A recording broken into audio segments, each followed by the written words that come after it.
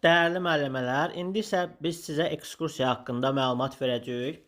Deməli, baxın, gəzintidən fərqli olaraq ekskursiyalarda aparılan müşahidələr nəticəsində uşaqlarda müşahidə etdikləri obyektlər, əşya və hadisələr haqqında müəyyən təsəvvürlər yaradılır.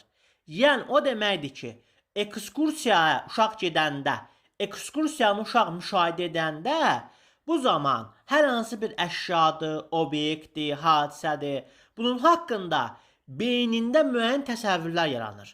Bu necə olur? Məsəl üçün, biz uşağı aparırıq, tutaq ki, bayraq muzeyinə, orada olan işçi, əməkdaş, bayraq haqqında nə vaxt yaranıb, hansı rəngləri var, bu haqqında uşaqlara məlumat verir. Nəticədə uşaqların təsəvvürləri yaradılır bayraq haqqında. Deməli, gəzintidə uşaqların özləri tərəfindən beyinlərində təsəvvür yaradılır. Gəzintidə. Ekskursiyada isə başqaları tərəfindən beyinlərində təsəvvür yaradılır. Yəni, baxın, gəzintidə, məsəl üçün, uşağı biz gəzintiyə aparmışıqsa, uşaq gəzintiyə baxır, ağaclara baxır, çöldə quşlara baxır, sonra meyvələrə baxır və s. Artıq burada özü beynində özünün düşüncəsinə görə təsəvvür yaradır. Amma ekskursiyada biz uşağı apardıq, başqası həmin o əşya hadisə haqqında məlumat verdiyi və beyinlərində təsəvvür bu formada yaradılır. Daha sonra növbəti bir fərqi nədən ibarətdir? Bunu mən sizə deyim. Ekskursiyadan sonra qrup otağında qazanılmış təəssüratların müzakirə olunması onların müşahidələrini sistemləşdirir, ümumiləşdirir və qazanılmış biliklərin konkretliyini müəyyənləşdirməyə imkan verir. Yəni, ekskursiyadan sonra biz gəlirik qrupa və getdiyimiz ekskursiyanı müzakirə edirik. Amma gəzintidən sonra müzakirə yoxdur. Ekskursiyada deməli biliklər sistemləşdirilir, amma gəzintidə biliklər sistemləşdirilmir. Deməli, dedik ki, gəzinti ilə ekskursiyanın fərqi nədir? Birincisi, gəzintidə uşaqların özləri tərəfindən müşahidə edilərək, özləri tərəfindən beyinlərində təsəvvür yaradılır. Ekskursiyada isə başqasının dediyi haqqında uşaqların beynində təsəvvür yaradılır. Yəni, başqaları tərəfindən beynində təsəvvür yaradılır. Gəzintidən qayıtdıqda müzakirə yoxdur. Amma ekskursiyadan qayıtdıqda müzakirə var. Deməli, gəzinti bilikləri sistemləşdirmir, amma ekskursiya qazanılmış bilikləri sistemləşdirir. Gəzinti daha çox istirahət məqsədi daşıyır. Baxın, gəzinti daha çox istirahət məqsədi daşıyır. Ekskursiya isə xüsusi məqsədli, baxçıdan kənar obyektə edilən səfərdir. Məsəl üçün, tutaq ki, kitabxanaya gedirlər, kitablar haqqında məlumat alırlar və yaxud da təsərrüfat bir obyektinə gedirlər, tutaq ki, hər hansı bir pambıq sahəsinə gedirlər, pambıq haqqında, təsərrüfat haqqında məlumat alırlar, parka gedirlər, park haqqında, zooparka gedirlər, heyvanlar haqqında artıq belə deyək məlumat alırlar. Bu ekskursiyadır, yəni xüsusi məqsədlə edilən səfərdir, amma gəzinti daha çox istirahətdir. Gəzintidə fiziki aktivlik, gündəlik təbiət müşahidələrini yönəlmiş bağça daxili və yaxın ərazilərdə keçirilən prosesdir. Deməli, xüsusi məqsədlə olan isə dedik ekskursiyadır ki, burada əsas məqsəd konkret bilik və təsəvvür formalaşdırmaqdır. Ekskursiya bitdikdən sonra qrupda keçirilən müzakirə biliklərin möhkəmləndirilməsi mərhələsidir.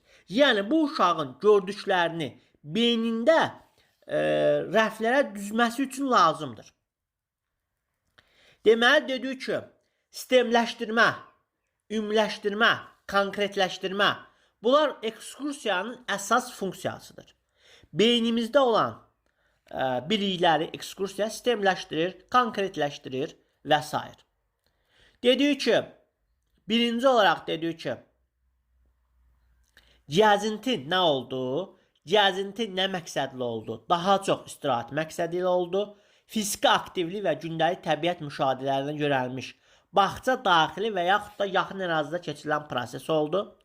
Ekskursiya isə xüsusi məqsədlə məktəbəqədər təhsil müəssisəsindən kənar təcrübi fəaliyyətdir ki, Bu ola bilər stadionda, kitabxanada, parkda, hər hansı bir obyektdə ola bilər. Yəni ekskursiyanın məqsədi konkret bilik və təsəvvür formalaşdırmaqdır uşaqlarda. Aydın oldu. Bunları qeyd edilir mütləq şəkildə. Daha sonra dedik ki, ekskursiyanın əsas funksiyası sistemləşdirməkdir. Yəni uşaq qarışıq təəssüratlarını ardıcıl bir hekayəyə çevirir. Yəni gördüyü rəngləri, səsləri, obyektləri beynində sistemləşdirir. Və yaxud da ümumiləşdirmə.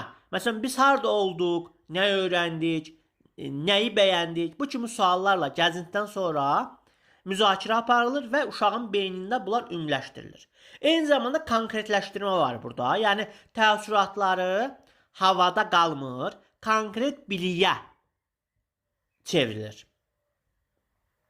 Deməli dedik ki, sistemləşdirmək, ümumiləşdirmək, konkretləşdirmək hansına aiddir? Gəzintiyə yoxsa ekskursiyaya? Bəli, bunlar aiddir ekskursiyaya. Deməli, ekskursiya dövründə məsələn uşaqlar kitabxanaya gedirlər.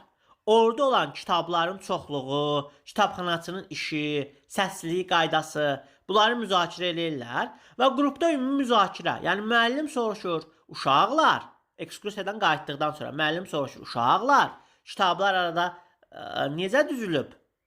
Orada necə düzülüb? Kitablar necə yaranıb? Kitabxanaçı bizə nə etməkdə kömək etdi? Artıq bu suallar uşağın ekskursiyada qazandığı məlumatı beynində təsnif etməsinə kömək edir.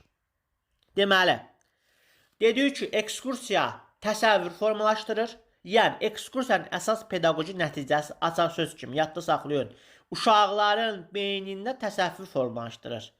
Uşaqların beynində təsəvvür formalaşdırır. Sonra, ekskursiyadan sonra refleksiya var. Yəni, refleksiya nə idi? Özünü qiymətləndirmə.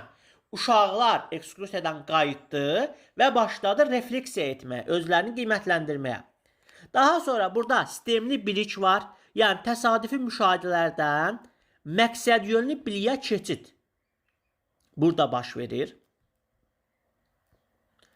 Dedik, bir də təkrar eləyək. Dedik ki, gəzinti ilə ekskursiyanın fərqi nədir? Gəzinti hər gün keçirilir, ekskursiya hər gün keçirilmir. Gəzinti istirahət məqsədi ilə olur.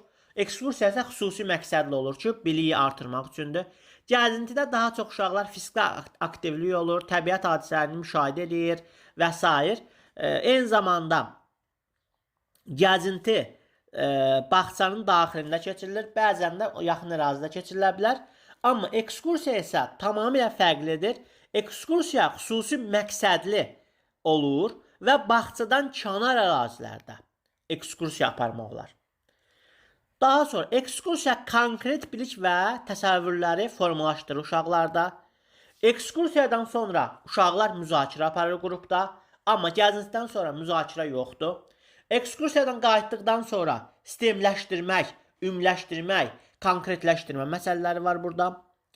Daha sonra ekskursiyadan qayıtdıqdan sonra təsəvvür formalaşır.